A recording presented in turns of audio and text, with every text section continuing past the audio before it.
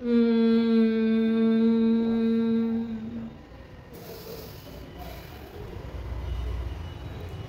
এখন ভ্রামরি করলাম, আপনারা অনেকেই এটাকে হামিং বি হিসাবেও জানেন।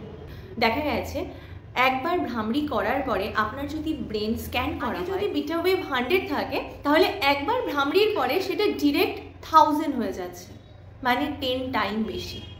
এর ফলে কি হচ্ছে, এর ফলে আমাদের কনসেন্ট্রেশন এবং ফোকাস অনেকটা বেড়ে যাচ্ছে। জাস্ট ভাবুন একবার ভ্রামরিতে।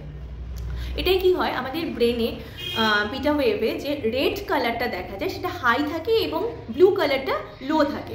তো এই বিটা ওয়েভটা খুব তাড়াতাড়ি বাড়ে এবং তার সঙ্গে আলফা ওয়েভও বাড়ে।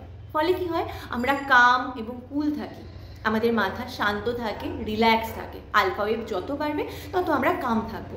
তো এই দুটোর কম্বিনেশন কি হচ্ছে, আমরা শান্ত থাকছি মানে কাম রিল্যাক্স থাকছে, তার সঙ্গে আমাদের ফোকাস এবং কনসেন্ট্রেশন মারাত্মকভাবে বাড়ছে। জাস্ট একটু ভেবে দেখুন, একবার ভ্রামরিতে আপনার এই রেজাল্ট আসলে আপনি যদি সারা দিনে অ্যাটলিস্ট 10 টাইমস ভ্রামরি করেন, আপনার ব্রেনের বিটা ওয়েভ এবং আলফা ওয়েভ কতটা ইমপ্রুভ হতে পারে।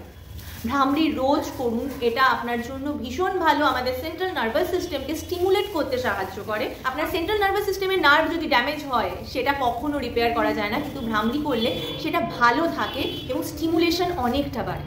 ভ্রামরি রোজ করুন, ভালো থাকুন।